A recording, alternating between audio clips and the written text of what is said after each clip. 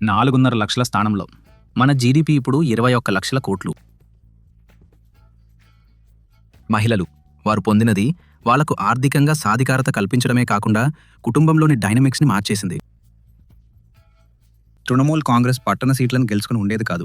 BJP పట్టణ సీట్లను గెలవలేకపోతుంది. మరియు మీరు అన్ని పారామీటర్లను తీసుకుంటే మమతా బెనర్జీ చాలా బాగా చేశారు. కానీ ఇంకా చేయాల్సింది చాలా ఉంది. మరియు అందుకే మేము ఎన్నికలు కోరుకుంటున్నాము. సరే, మాతో చేరినందుకు మీకు చాలా ధన్యవాదాలు. 10 సంవత్సరాలు ఆర్థిక మంత్రి, ప్రభుత్వంలో అనేక ఇతర శాఖల మంత్రి, మరియు ఇప్పుడు క్యాబినెట్ ర్యాంకుతో ప్రభుత్వానికి ప్రధాన ముఖ్య సలహాదారు. ముఖ్యమంత్రికి ప్రధాన ముఖ్య సలహాదారు. కరెక్ట్, అవును. అంటే మీరు ఇంకా కష్టపడి పనిచేస్తున్నారు. నిజానికి మీరు మేనిఫెస్టోలో పాలు పంచుకున్నారు.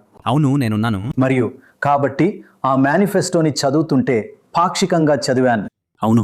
బెంగాల్ ఆర్థిక వ్యవస్థను మీరు ఎక్కడ మరియు ఎలా మార్చబోతున్నారు మరియు మెరుగుపరచబోతున్నారు అనే దానిపై ఇది ఇంకా ప్రశ్నలను మిగిల్చింది. నిజమే, అవును. ఎందుకంటే అది చాలా పెద్ద జనాభా. మీకు అధిక జీడీపీ ఉంది, కానీ తలసరి అదే ముఖ్యం. ఒక సామాన్య వ్యక్తికి వారికి ఎంత ఆదాయం వస్తుంది?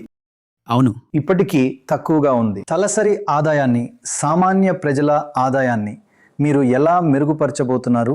ఇంకా చాలా పేదరికం ఉంది. అవును. అన్నింటికన్నా ముందు పేదరికం ప్రశ్నకు వస్తే మమతా బెనర్జీ నేతృత్వంలోని టీఎంసీ ప్రభుత్వం మేము 1,72,00,000 మందిని పేదరికం నుండి బయటకు తీసుకురాగలిగామని తెలిస్తే మీరు సంతోషిస్తారు.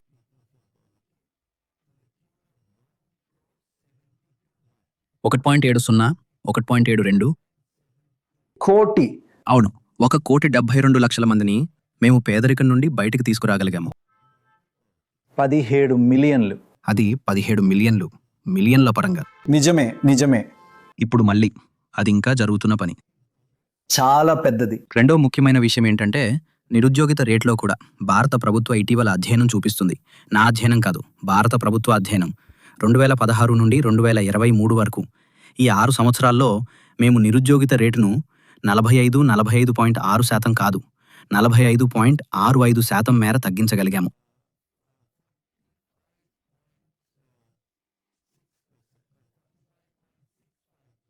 మేము నిరుద్యోగిత రేటును తగ్గించగలిగాం అంటే ఏదో జరుగుతోందని అర్థం. ఇది ఒక విషయం గమనించడానికి ముఖ్యమైనది. మరో భాగం ఏంటంటే మీరు నిజంగా అడిగిన ఒక ముఖ్యమైన ప్రశ్న. మమతా బెనర్జీ ప్రభుత్వం బహుముఖంగా నడుస్తుంది. వాటిలో 2 ముఖ్యమైనవి: సామాజిక వ్యయం, సామాజిక అభివృద్ధి. ఇది మహిళలకు లేదా ఆడపిల్లకు అందించినప్పుడు అది మార్కెట్కు 98% తిరిగి వస్తుంది.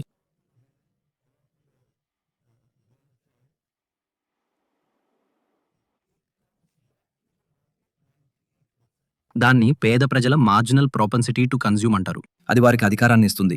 మరియు ఆసక్తికరమైన విషయం ఏమిటంటే అమర్త్యసేన అధ్యక్షత వహించిన సంస్థ అయిన ప్రతీచి మహిళలు అందుకున్నది.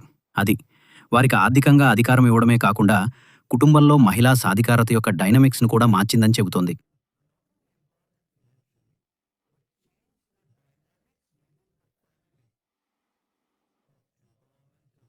కాబట్టి అది ఒక భాగం. మరియు రెండవ భాగం మూలధన వ్యయం, ఆస్తులను సృష్టించే వ్యయం.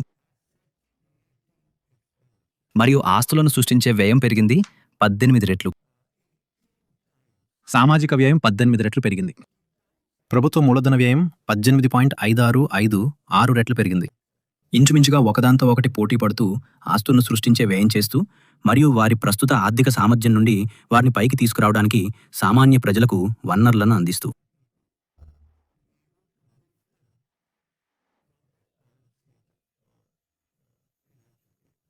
కానీ కేంద్రం నుండి మీకు రావాల్సిన బకాయిలు సమయానికి అందుతాయా? ఎందుకంటే ఎప్పుడు ప్రతి పార్లమెంట్ సమావేశంలో టీఎంసీ ఎంపీలు ఆందోళన చేస్తూ కేంద్రం సహకరించడం లేదని లేదా నిజానికి పశ్చిమ బెంగాల్ను ప్రత్యేకంగా లక్ష్యంగా చేసుకుంటున్నారని ఫిర్యాదు చేస్తున్నారు. అవును, అయితే కేంద్రం మా అధికారిక అంచనాల ప్రకారం సుమారుగా 2 లక్షల కోట్లు కేంద్రం మాకివ్వలేదు.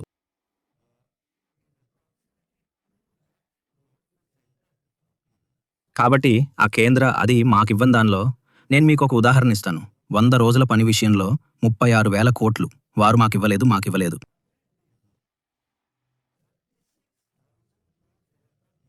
గ్రామీణ గృహ నిర్మాణంలో 16,000 కోట్లు వారు మాకివ్వలేదు. అదేవిధంగా గ్రామీణ రహదారులకు, త్రాగునీటికి. కానీ అది ఉన్నప్పటికీ, రాష్ట్రానికి చట్టబద్ధమైన వనరులను నిరాకరించినప్పటికీ మేము మా ఆర్థిక వ్యవహారాలను నిర్వహించుకోగలిగాము. మేము చేయగలుగుతున్నాము.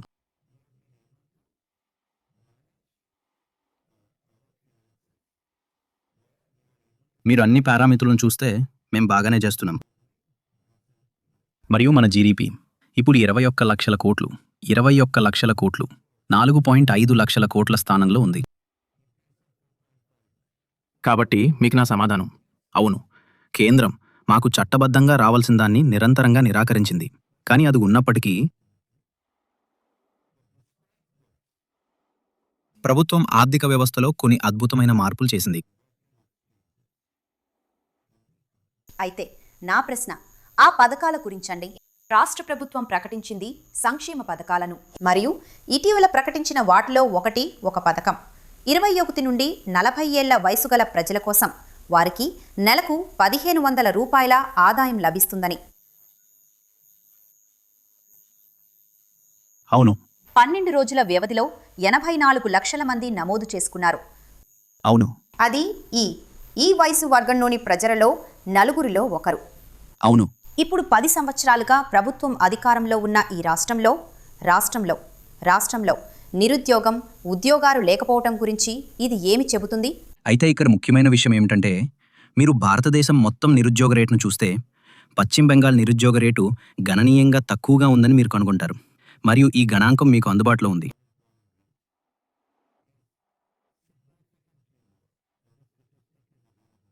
అవును, మనం ఇంకా చాలా చేయాల్సింది. మరియు ఈ యువకులు దరఖాస్తు చేసుకున్నారు.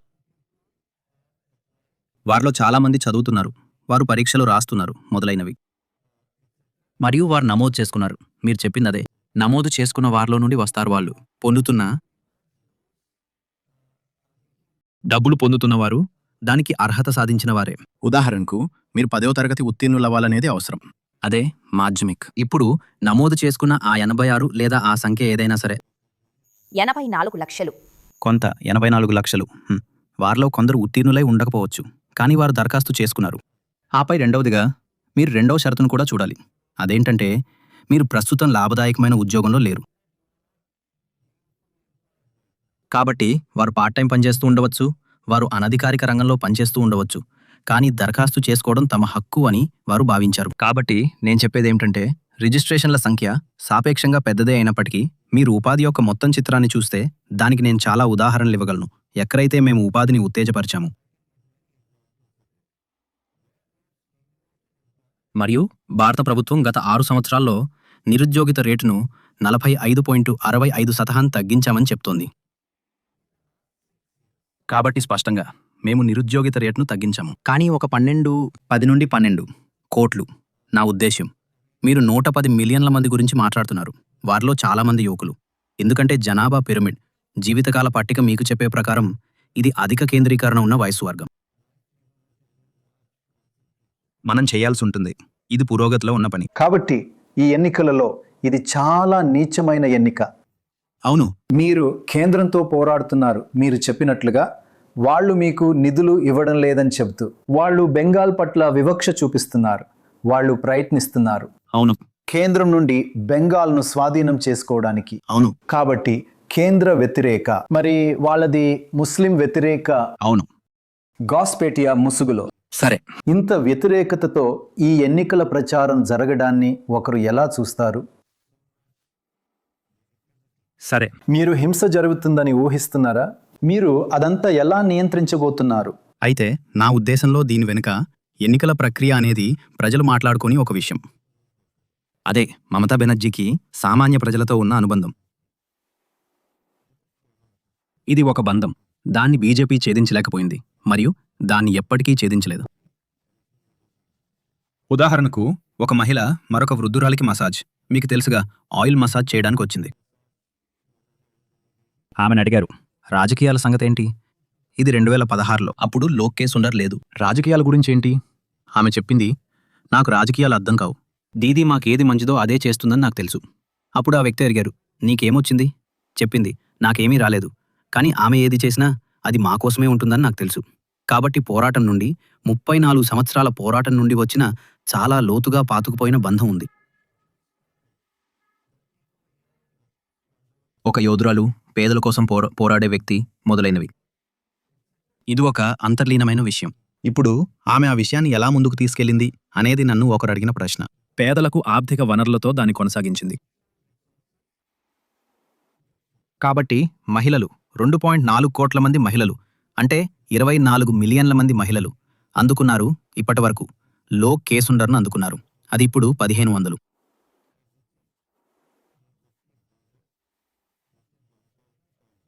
మరియు ఎస్సీ ఎస్టీలకు 1700 వస్తాయి. ఇప్పుడు అది కుటుంబంలో వారి అధికార కొలమానాలు మారడం విషయంలో ఒక ఫలితం, ఆర్థిక ప్రభావం కాకుండా. ఆడపిల్ల విషయంలో కూడా ఇదే పరిస్థితి. సామాన్య ప్రజలతో ఆమెకున్న బంధం పక్కన పెడితే ఆమె ఎలా చేశారు? ఆమె కన్యాశ్రీని ప్రవేశపెట్టారు. దానికోసం ఐక్యరాజ్య సమితి ఆమెకు అత్యున్నత పురస్కారం ఇచ్చింది. 550 ప్రాజెక్టులతో 62 దేశాలు పోటీ పడుతున్నాయి. మరియు ద హెగ్లో మేము అందుకున్నాము. కాబట్టి ఒక భాగం బంధం. కానీ అది నిలకడగా ఉంటుందా అని కొంతమంది అడుగుతారు. 15 సంవత్సరాలకు పైగా దానికి సమాధానం, ఆమె పేదలకు మద్దతుతో దాన్ని కొనసాగించారు. అత్యంత ముఖ్యమైనది, ఇది కుటుంబంలో మహిళల పాత్ర యొక్క గతిశీలతను కూడా మార్చింది. కరెక్ట్. ఇటీవల చేసిన ఒక అధ్యయనం ప్రకారం గత 15 సంవత్సరాల ప్రభుత్వ వ్యతిరేకతను ఎదుర్కోవటంలో లోక్కిబ్బా భండార్ లేదా కన్యాశ్రీ వంటి పథకాలు మీకు ఎంతగా సహాయపడుతున్నాయి? మరియు ఒక ఆర్థికవేత్తగా ఇలాంటి పథకాలు అంతిమంగా నిలకడగా ఉంటాయని మీరు అనుకుంటున్నారా? అవును, నేను అనుకుంటున్నాను.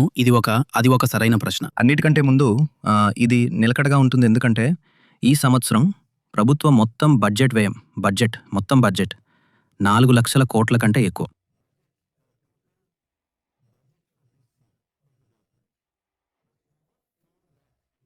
అందులో 10% లోక్కిబ్బా భండార్కు వెళ్తుంది మరియు మరో కొన్ని శాతం.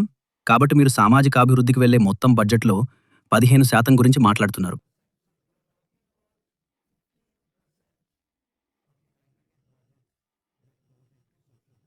సుమారు మరో 15% భౌతిక అభివృద్ధి మరియు ఆస్తుల కల్పన కోసం వెళ్తుంది. కాబట్టి నేను చెప్పేదేమిటంటే 4 లక్షల కోట్ల బడ్జెట్తో 4 లక్షల కోట్లు జీడీపీ ఇప్పుడు పెరుగుతున్న రేట్లో, అంటే 10.5 నుండి 10.7% వద్ద పెరిగితే ఇది నిలకడైనది మాత్రమే కాదు, ఖచ్చితంగా ఇది నిర్వహించదగినది మాత్రమే కాదు. దానికి నేను ఇంకో విషయం కూడా జోడిస్తాను. మర్చిపోకండి, ఆ మహిళకు 1500 అందినప్పుడు ఆ డబ్బులో 98% డిమాండ్ రూపంలో మార్కెట్లోకి తిరిగి వస్తుంది.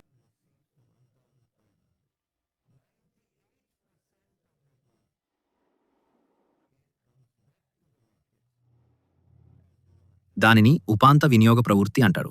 అలా జరిగినప్పుడు జీడీపీకి కీనేసియన్ గుణకం లభిస్తుంది. కాబట్టి ఇది డిమాండ్ను ప్రేరేపించే ఒక నిర్మాణం కూడా అని ప్రజలు మర్చిపోతారు.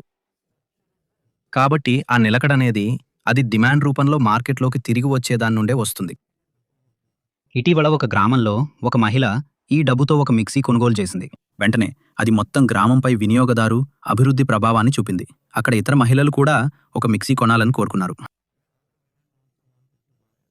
కానీ మార్కెట్లో 2 వైవిధ్యాలు ఉన్నాయి. అంటే ఒకటి ఒక్కసారి చెల్లింపు, మీకు తెలుసు కదా బీహార్ చేసినట్లుగా. అవును. లేదా ఇది మీకు తెలుసు కదా నెలవారీ చెల్లింపు. అంటే మీకు తెలుసు కదా రాష్ట్రాల లాగా పశ్చిమ బెంగాల్, జార్ఖండ్. ఇచ్చిన పరిస్థితిలో ఏది ఎక్కువ మీకు తెలుసా? ఆచరణాత్మకమైనది మరియు మీకు తెలుసా పని చేయగలిగేది? చూడండి, 1 నెలవారీ చెల్లింపు. ఇది ప్రత్యక్ష ప్రయోజన బదిలీ. ఇది చాలా ముఖ్యం. డిజిటల్గా వారి బ్యాంక్ ఖాతాలోకి బదిలీ చేయబడుతుంది. ఈ మోడల్ ఇది ఏం చేస్తుందంటే భవిష్యత్తు కోసం ప్రణాళిక వేసుకోవటానికి వారికి సహాయపడుతుంది. ఉదాహరణకు విద్యార్థి, వారి పిల్లల చదువు, దానికోసం వారు కొంత డబ్బును పక్కన పెట్టాలనుకుంటున్నారు. వారు వేరే దేనికైనా కొంత డబ్బును ఉంచుకోవాలనుకుంటున్నారు. ఇది వారి భవిష్యత్తును ప్లాన్ చేసుకోవడానికి సహాయపడుతుంది. ఎందుకంటే ప్రతి నెల ఇది వారికి అందుతుందని వారు ఖచ్చితంగా ఉంటారు. కాబట్టి నేను చెప్పేది ఏంటంటే ఒకేసారి చెల్లింపు పర్వాలేదు, కానీ ఒకేసారి చెల్లింపు మార్కెట్లోకి డిమాండ్ను తిరిగి తీసుకురాకపోవచ్చు, ఎందుకంటే అందులో కొంత ఆదా చేయబడుతుంది. అయితే నెలవారీ ప్రక్రియ భవిష్యత్తు కోసం ఒక ప్రణాళికను సృష్టిస్తుంది. కాబట్టి క్షేత్రస్థాయిలో మహిళలతో మాట్లాడుతుంటే అవును, మేము కనుగొన్నది ఏమిటంటే పేద వర్గాల్లో అవును, ఈ పథకాల పట్ల చాలా ఉత్సాహం ఉంది. అవును. మరియు ఆమె చేసిన దానికి మమతా బెనర్జీకి వారు చాలా కృతజ్ఞతతో ఉన్నారు. కానీ మీరు యువతులతో లేదా మధ్యతరగతిలో కొద్దిగా చదువుకున్న మహిళలతో మాట్లాడటం మొదలుపెట్టిన క్షణం అవును, వారు అసంతృప్తిగా ఉన్నారు. ఉద్యోగాలు లేవని వారు అంటున్నారు. భద్రత లేదు. వారు మార్పు కోరుకుంటున్నారు. మరియు గ్రామీణ ప్రాంతాలు, పట్టణాల విషయంలో కూడా ఇలాంటిదే చూడవచ్చు. అయితే ఈ పోటీ సంక్షేమవాదం అంతా మీకు తెలుసుగా. ఇప్పుడు ప్రతి పార్టీ దీన్ని చేస్తోంది. ఇది కేవలం వర్గ విభజననే కాకుండా ఆకాంక్షలు చాలా భిన్నంగా ఉండే ఒక పట్టణ గ్రామీణ విభజనను కూడా సృష్టించిందని. మరియు మీకు తెలుసుగా, వారు దీనిని దాటి ముందుకు వెళ్ళాలనుకుంటున్నారని మీరు అనుకుంటున్నారా? మరియు అది ఇక్కడ జరుగుతోంది. మేము మహిళలతో మాట్లాడినప్పుడు క్షేత్రస్థాయిలో దీనిని చూశాము. నేను అనుకుంటున్నాను అది ఒక సరైన ప్రశ్నే. ముందుగా నేను చెప్పేది ఏమిటంటే, ఒకవేళ పట్టణ మహిళలు లేదా కొంచెం ఎక్కువ చదువుకున్న మహిళలు వారు అందుకుంటున్న సామాజిక అభివృద్ధి, డబ్బు ఉన్నప్పటికీ నిరాశకు గురైనట్లయితే తృణమూల్ కాంగ్రెస్ పట్టణ సీట్లను గెలుచుకుని ఉండేది కాదు.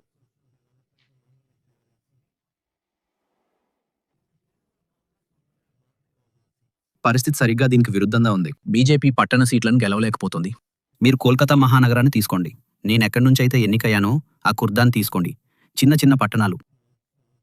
కాబట్టి ఒకవేళ వారు నిరాశ చెందితే, అయితే వారు ఓటు వేయడానికి రావటం లేదు, లేదా ఒకవేళ వస్తుంటే ఓటు వేయడానికి వస్తున్నవారు స్పష్టంగా మాకే ఎక్కువ స్థాయిలో మద్దతు ఇస్తున్నారు. ఎందుకంటే కోల్కతాలో బీజేపీ బాగా రాణించిన ఒక్క నియోజకవర్గం చెప్పండి. వాళ్ళు రాణించలేదు. కాబట్టి పట్టణ ప్రజలు నిరాశ చెందారని అంటున్నప్పటికీ ఎన్నికల ఫలితాలు చూడండి. పట్టణ ప్రాంతం మాతో చాలా బాగా ఉంది, గ్రామీణ ప్రాంతంతో సమానంగా.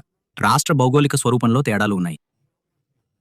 అక్కడ మీరు చెప్పొచ్చు, మీకు తెలుసు, ఏకపక్షంగా ఉత్తర బెంగాల్ ఈ మూల బాణించడం లేదేమో అని. దక్షిణ బెంగాల్ చాలా బాగా రాణిస్తుంది. అవి చర్చనీయాంశాలు. కానీ పట్టణ ప్రాంతం విషయానికొస్తే మేం చెప్పేదేంటంటే, ఒకవేళ పట్టణ ప్రజలు నిరాశ చెందితే వాళ్ళు నిరంతరంగా ఎందుకు ఎన్నుకుంటారు? వాళ్ళు కన్యాశ్రీ ప్రయోజనాన్ని ఎందుకు పొందుతారు? అది ఒక మానవ మూలధనాన్ని నిర్మించే పథకం. వాళ్ళు స్టూడెంట్ క్రెడిట్ కార్డ్ ఎందుకు తీసుకుంటారు? మీకు తెలుసా, ఈ సంవత్సరం బ్యాంకులు 1,00,000 మంది విద్యార్థులకు స్టూడెంట్ క్రెడిట్ కార్డుతో వాళ్ళ మానవ మూలధనాన్ని మెరుగుపరుచుకోగలిగేలా అప్పు ఇచ్చాయని. కాబట్టి స్పష్టంగా అలా చేసిన ఆ ప్రజలు మరియు వారి కుటుంబాలు వాళ్ళ సొంత భవిష్యత్ అభివృద్ధి మరియు ఆకాంక్షలతో చాలా సంతోషంగా ఉన్నాయి. ప్రతిరోజు ఆకాంక్షలు నెరవేరుతాయని నేను చెప్పను. ఆకాంక్షలు ఉండటం మంచిదే. మీరలా అన్నప్పుడు ఫలితాలను చూడండి. అవును, ఎన్నికలలో మరియు పట్టణ ప్రాంతాలలో మీరు ఎంత బాగా చేశారో ఒప్పుకుంటున్నాను. కానీ 5 ఏళ్ల క్రితం జరిగింది. గత 5 ఏళ్లలో ఆకాంక్షలు మారాయని మరియు ఇప్పుడు ప్రజలు వేరేవి కోరుకోవచ్చని మీరు అంగీకరించరా? మీరు డేటాను చూస్తే గత 5 ఏళ్ల క్రితం పట్టణ రంగాలతో పాటు గ్రామీణ రంగాల్లో కూడా కొన్ని భౌగోళిక అంశాలను మినహాయించి మేం బాగా చేశామని నేను ఇప్పటికీ వాదిస్తాను.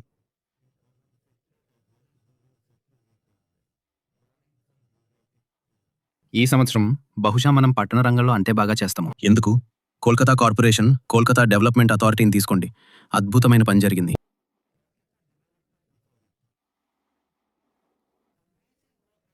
దాన్ని ఎవరూ కాదనలేరు. ఎలక్ట్రిక్ లేదు, బిజాలి కాట్ కటం నహీ హోతా హై అని పవర్ కట్ లేదు. ఇది కంప్యూటర్లు వాడుతూ మరియు పనిచేసే వారికి ఒక గొప్ప విషయం. ఈరోజు 54,000 ఐటీ నిపుణులు కేవలం టీసీఎస్, టాటా కన్సల్టింగ్ సర్వీస్, టాటాతో మాత్రమే పనిచేస్తున్నారు. ఈరోజు మనం ఒక సిలికాన్ వ్యాలీ హబ్ను నిర్మించాం. ఇది దేశానికి డేటా సెంటర్గా మారుతుంది. 11 కంపెనీలు భూమిని తీసుకున్నాయి. వాటిలో 6 పూర్తయ్యాయి. ఒకటి జపనీస్, ఎన్టీటీ, ఒక సింగపూర్ కంపెనీ ఉంది. ఇప్పుడు అక్కడికే ఆశావహులైన యువత ఐటీ రంగ ఉద్యోగాల వైపు వెళ్తున్నారు. నేను ఉదాహరణకు ఐటీసీ, ప్రఖ్యాత సంస్థ ఐటీసీ కోల్కతాలో ఒక ఏఐ గ్లోబల్ సెంటర్ను ప్రారంభించింది. దాన్ని మమతా బెనర్జీ ప్రారంభించారు. AI, artificial intelligence global centre. ఇప్పుడు కొత్త సాంకేతిక సామర్థ్యాలు ఉన్న ఆశావహులైన ప్రజలు అక్కడికే వెళ్తున్నారు. ఇప్పుడు అన్నట్టు పశ్చిమ బెంగాల్లో ఇన్ఫోసిస్కు క్యాంపస్ లేదు. కేవలం 3 సంవత్సరాల క్రితమే మమతా బెనర్జీ ఇన్ఫోసిస్ యొక్క కొత్త క్యాంపస్ను ప్రారంభించారు. కానీ సార్, బొంబాయి లేదా బెంగళూరు వంటి ఇతర మెట్రోలలా కాకుండా కోల్కతా తగినంతగా అభివృద్ధి చెందటం లేదని, ఇతర మెట్రోలు పెరుగుతున్న వేగంతో పెరగటం లేదని ఒక అభిప్రాయం ఎందుకు ఉంది? ఇది అభిప్రాయానికి మరియు వాస్తవానికి మధ్య ఉన్న తేడా అని నేను అనుకుంటున్నాను. ఇప్పుడు మీరు మాకు వ్యతిరేకంగా ప్రచారం చేస్తే జాతీయ మీడియా మా సమాచారాన్ని ప్రసారం చేయదు. అందరికీ తెలుసు ప్రజలు గోడీ మీడియా గురించి, వీటన్నింటి గురించి మాట్లాడతారని. వారు ఈ సమాచారాన్ని ప్రసారం చేయరు. నేను మీకిస్తున్నది ఇది భారత ప్రభుత్వం నుండి కూడా వచ్చింది, నా నుండి కాదు. కాబట్టి నా ఉద్దేశం ఏమిటంటే, మీరు బెంగాల్కు వ్యతిరేకంగా ప్రచారం చేస్తే మీడియా స్వభావం కారణంగా అందరూ కాదు, కానీ దానిలో ఒక పెద్ద భాగం అప్పుడు స్పష్టంగా నేను మీకు చెబుతున్న ఈ మంచి విషయాలు వాస్తవమైనవి, వాటి గురించి ఎవరూ మాట్లాడరు. డేటా సెట్ గురించి ఎవరూ మాట్లాడరు. 21 ఉన్నాయనే వాస్తవం గురించి ఎవరూ మాట్లాడరు. మేం అధికారంలోకి వచ్చినప్పుడు 3 సిమెంట్ కంపెనీలు ఉండేవి. ఈరోజు 30 సిమెంట్ కంపెనీలు ఉన్నాయి. భారతదేశ ఉక్కు ఎగుమతుల్లో 14% బెంగాల్ నుండి వస్తుందని ఎవరూ చెప్పరు. అది ఎవరూ చెప్పరు. ఆసియాలో కాకపోయినా భారతదేశంలోనే అతిపెద్ద గిడ్డంగిని పశ్చిమ బెంగాల్లో ఫ్లిప్కార్ట్ నిర్మించిందని ఎవరూ చెప్పరు. ఆ గిడ్డంగి లోపల 9 కిలోమీటర్ల బెల్ట్ తిరుగుతుంది. 9 కిలోమీటర్లు.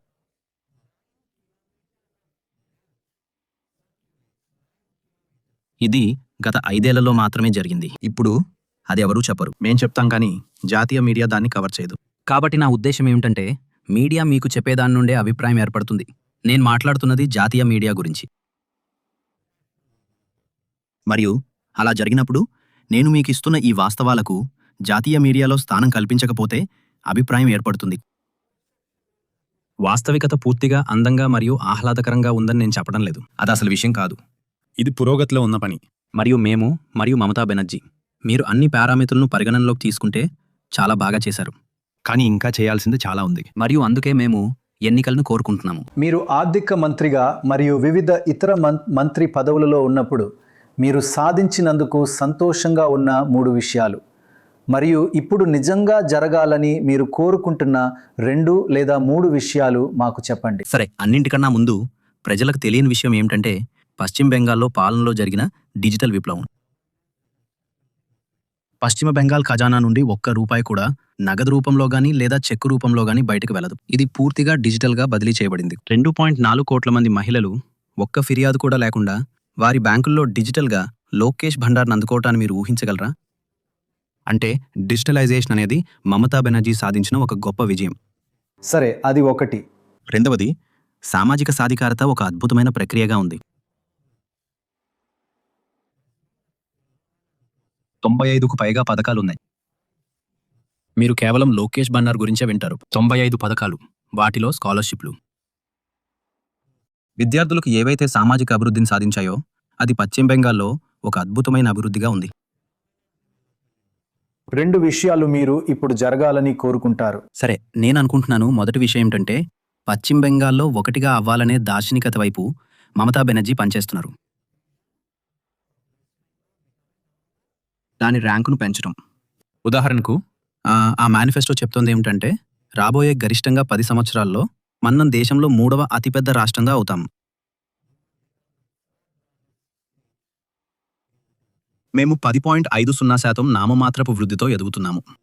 ఇది ఒక అద్భుతమైన వృద్ధి సంఖ్య. కాబట్టి మేము ఇప్పటి వరకు చేయగలిగిన దానికంటే మరింతగా అత్యంత స్థితిస్థాపకత కలిగిన బెంగాల్ కోసం చూస్తున్నాం. మరి దానిని సాధించగల ఒక విషయం. అయితే మొదటి విషయం మూలధన వ్యయం. నేను దాని గురించి మాట్లాడాను. ప్రభుత్వం ఆస్తులను సృష్టించే వ్యయంపై ఖర్చు చేస్తుంది. ఇది పుంజుకోబోతోంది. మౌలిక సదుపాయాలు అదేనా? భౌతిక మౌలిక సదుపాయాలు. మీరిక్కడికి వచ్చినప్పుడు మహానాలి ఫ్లైఓవర్ మీదుగా వచ్చారు. అది ఇంతకుముందు అక్కడుందా? లేదు. కాబట్టి మీరు చెప్తున్నది, ఇప్పుడు మహానాలి ఫ్లైఓవర్ వల్ల ఏం జరుగుతుంది? సమయం తగ్గుతుంది, వ్యాపారాలు పుట్టుకొస్తాయి. నేను నా నియోజకవర్గం, నా మాజీ నియోజకవర్గం గురించి ఒక ఉదాహరణ ఇచ్చాను. ఖుద్దా నగరం నుండి 4 పంచాయతీల గ్రామాల గుండా వెళ్తున్న ఒక ఆస్ఫాల్ట్ మ్యాట్రిక్స్ రోడ్డు 5 మార్కెట్లను సృష్టించింది.